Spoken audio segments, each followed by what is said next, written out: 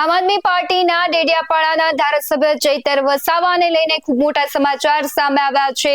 તેમની મુશ્કેલીમાં વધારો થયો છે। આજે સૌ કોઈ જાણી રહ્યા હતા કે ચૈતર વસાવા બહાર આવશે કે નહીં, એ બધા જ વિચારી રહ્યા હતા અને આ બધાની વચ્ચે ફરી એક વખત તેમને હજુ પણ લાંબા સમય સુધી જેલમાં રહેવું પડશે તેવા સમાચાર આવ્યા છે। નમસ્કાર, BS9 TV ન્યૂઝમાં આપની સાથે હું ભગવતી વિશાવડિયા।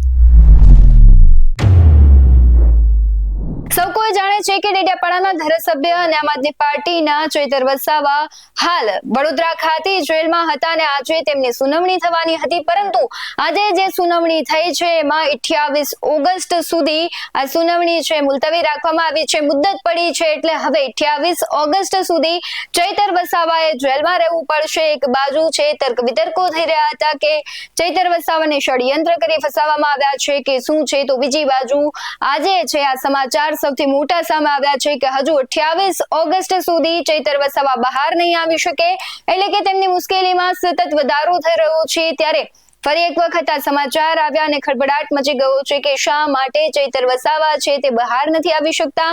આના માટે કારણ શું છે? એક બાજુ જે સંજય વસાવા છે તેમણે કહ્યું હતું કે જો ચૈતર વસાવા છે જાહેરમાં માફી માંગશે સમાજની સામે તો તે ફરિયાદ પાછી ખેંચશે, પરંતુ તેમના પત્ની છે તેમણે કહ્યું કે ચૈતર વસાવા ખોટા નથી એટલે તે માફી નહીં માંગે।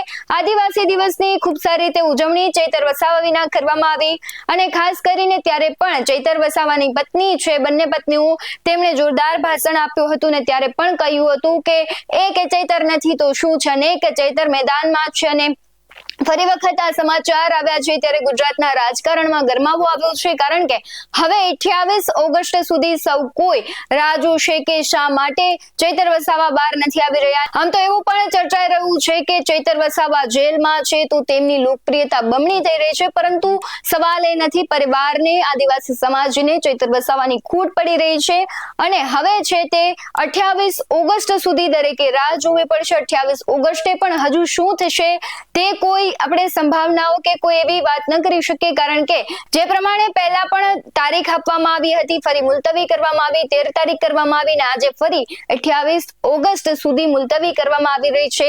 તમને શું લાગી રહ્યું છે કમેન્ટ બોક્સમાં જરૂરથી જણાવજો। આવા જ વધુ અહેવાલો સાથે ફરી મળતા રહીશું। તમે અમારી YouTube ચેનલને સબસ્ક્રાઇબ કરવાનું, અમને Facebook અને Instagram પર ફોલો કરવાનું ભૂલશો નહીં। બાકી આવનારી અપડેટ્સ મેળવવા માટે આપ જોતા રહો BS9 TV ન્યૂઝ। નમસ્કાર।